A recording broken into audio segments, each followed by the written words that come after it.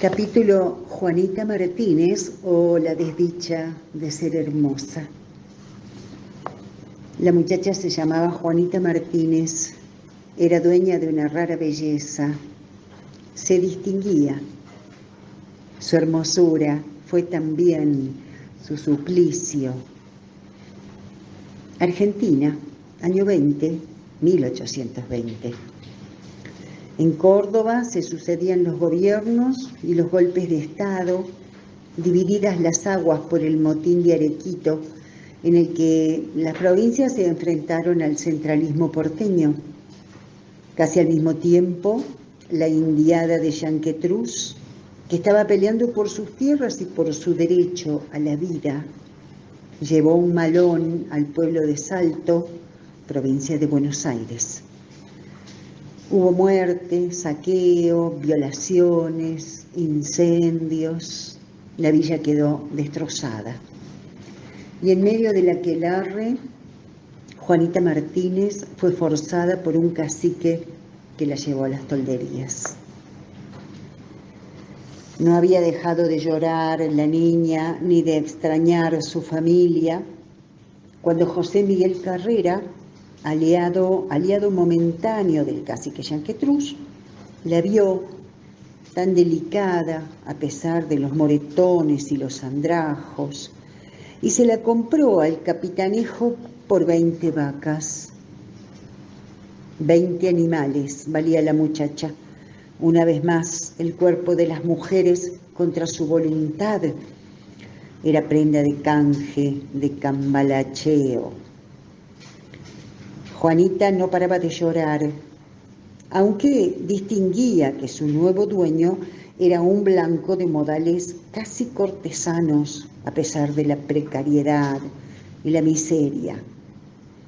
Así, José Miguel Carrera, fascinado, tomó a Juanita bajo su protección y la llevó a vivir con él a su campamento montonero, de un lado para el otro, guerreando, huyendo.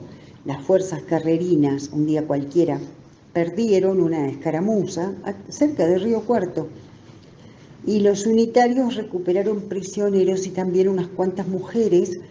Entre ellas iba Juanita, que vino a recalar a la villa del Río Cuarto, porque en ese momento las fuerzas unitarias tenían allí su base. Una tarde en que ella no podía dejar de lamentarse, el capitán Manuel Pueyrredón la vio, se apiadó y la llevó a la sede de la comandancia para que no sufriera tantas privaciones, dijo, y se convirtió así en su protector. Pero como la vida da vueltas y la fortuna también, mucho más en aquellos años de hierro y de fragor, le toca a José Miguel Carrera, el chileno, vencer en el famoso combate del Río Cuarto, donde los soldados carrerinos eran pocos y mal armados, y en cambio los del ejército regular, muchos más. Sin embargo, el general Bruno Morón tuvo la desgracia de morir el primero en el combate, y la victoria entonces acompañó a los montoneros de Carrera. José Miguel Carrera, que no había olvidado a Juanita, la vuelve a encontrar junto a los prisioneros del ejército vencido. Allí estaba la muchacha, que vuelve por ahora a los brazos del chileno. Poco tiempo después, en otra batalla, una de las últimas ya que libraría Carrera antes de ser fusilado, Manuel Pueyrredón es capturado por Carrera.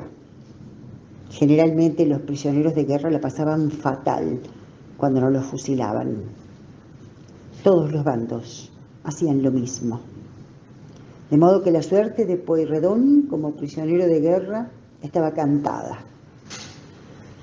Estaba cantada hasta que intervino la muchacha y recordó que el oficial unitario le había salvado de humillaciones y quizá otras cosas peores, y entonces, como si fuera un señor o un caballero, José Miguel Carrera, en medio todavía del humo de la batalla, Le tendió la mano a Manuel Pueyrredón, le agradeció y lo dejó en libertad. El mismo Pueyrredón, en sus memorias, muchas décadas después, recuerda ese episodio y recuerda siempre a Juanita, su belleza, su padecer. Sin embargo, nadie nos dice qué pasó con la desdichada. ¿Pudo regresar a Salto, su hogar, su paisito natal? ¿Cómo fue recibida en ese caso? Ella era por entonces todavía muy joven, casi una niña. Parafraseando otra vez a Susana Dillon, madre de Plaza de Mayo, que mucho sabía de finales truncos, sus huellas, las de Juanita, se perdieron en la arena de los medanales, como tantas otras que fueron más allá de ellas mismas y dejaron su sacrificio anónimo, inocente. Capítulo de cómo el Papa Pío IX se bañó en las aguas del río Cuarto. Los 4 hombres bajaron de la diligencia averiada y tratando de no ser vistos, se persignaron. Y sí, hacía falta ayuda divina para semejante ocasión. El más viejo dejó caer unas frases en latín. El más joven preguntó en castellano chapurreado qué había pasado con la galera. Es que el atardecer venía caminando deprisa por los cielos sureños. Pronto la noche iba a caer, sin luna para Masinri. El paisaje no podía ser más desolador. La línea amarilla del horizonte pampeano ardía allá lejos y acá cerca. La penumbra se posaba en los churquis, en el belfo sudado de caballos, en la tierra cuarteada. Corría el mes de enero de 1824. El más joven se ajustó los anteojos. Tuvo temor de que su antigua epilepsia brincara de nuevo porque ¿quién lo ayudaría? Los postillones desenganchaban arreos de las bestias y movían la cabeza como negando.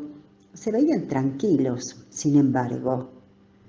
Uno prendió fuego con rapidez y habilidad asombrosas. «Acérquese, padrecito», dijo, y sacó una pava cubierta de hollín y un mate. Al joven conde Giovanni María de Mastay Ferretti, el primer sorbo le supo a agua bendita. Tomaron del canasto un poco de pan, fiambre, pasas de uva, y a pesar del calor se sentaron cerca de las llamas. El conde era, además de conde, era sacerdote, nacido en Senigallia, en la costa italiana. Un accidente cuando niño lo dejó al borde de la muerte y con una epilepsia que iba y venía a través de los años.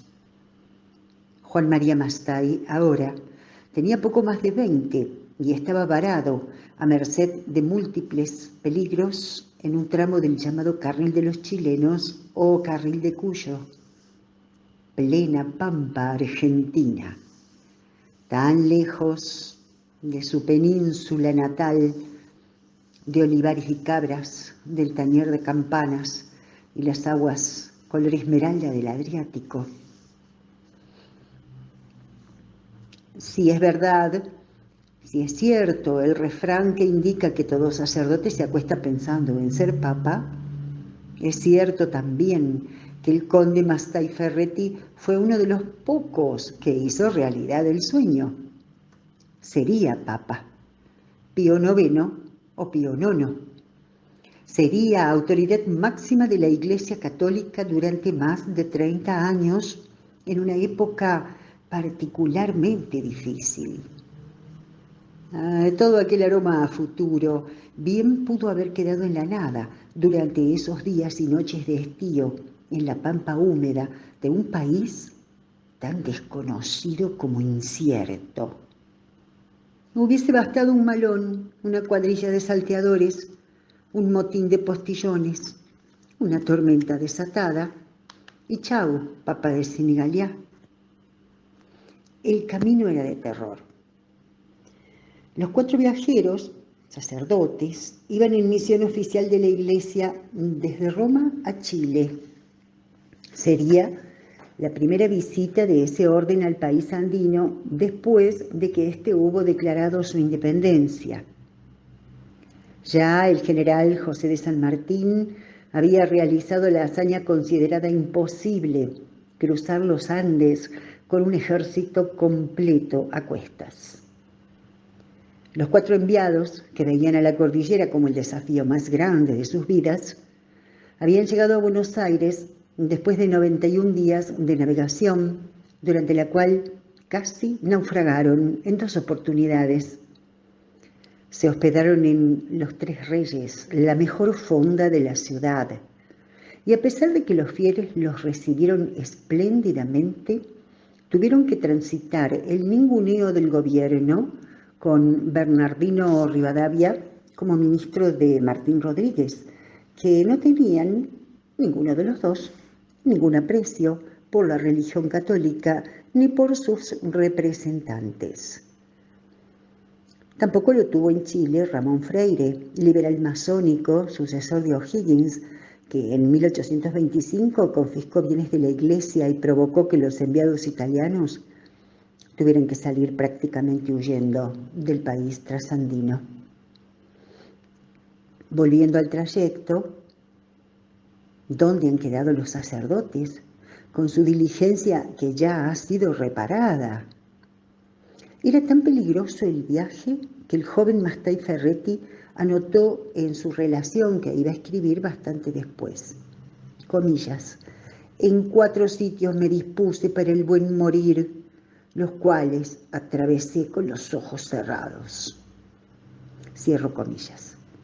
Acerca de las postas, escribió: son tugurios de barro, donde entra el viento por todas partes, y donde hay que reposar en el duro suelo con insectos que atormentan el agua casi siempre turbia y la falta frecuente de pan y vino. Cierro comillas. Bueno, ahí los vemos en la Pampa Argentina, oficiando misa a la sombra de Churquis, en Punta del Agua, y ahora están entrando a la posta de Corral de Barrancas, actualmente Coronel Baigorria.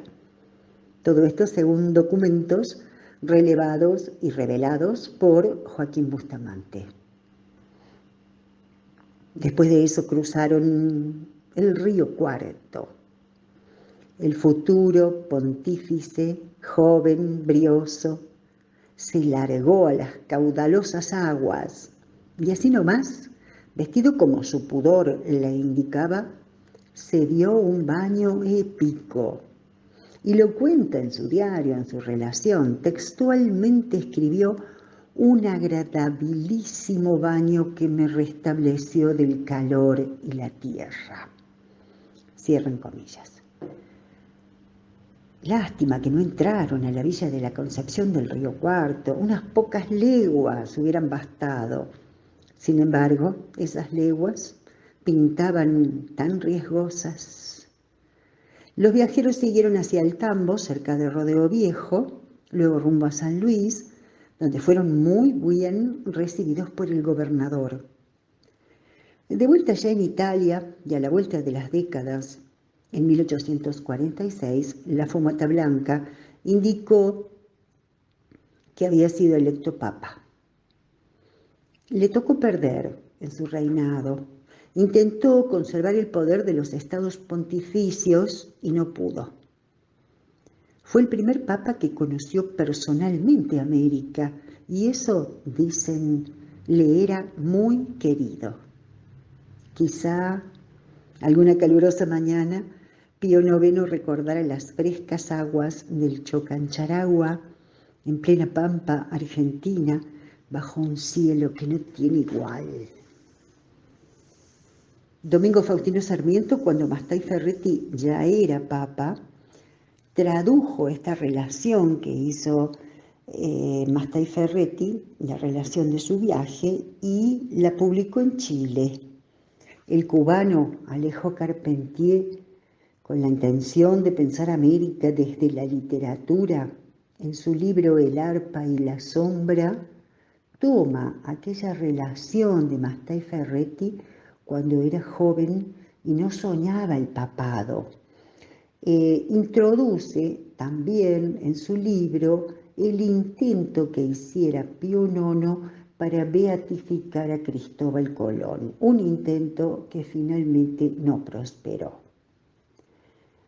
Hoy, en la actualidad, en la ciudad de Senigallia, preciosa ciudad costera, Pío IX está muy presente. Se conserva la fachada de la casa natal, calles con su nombre, museos y homenajes de distinta índole. Fue el que llegaría a ser papa, quien varias décadas antes se bañó en las aguas del río Cuarto.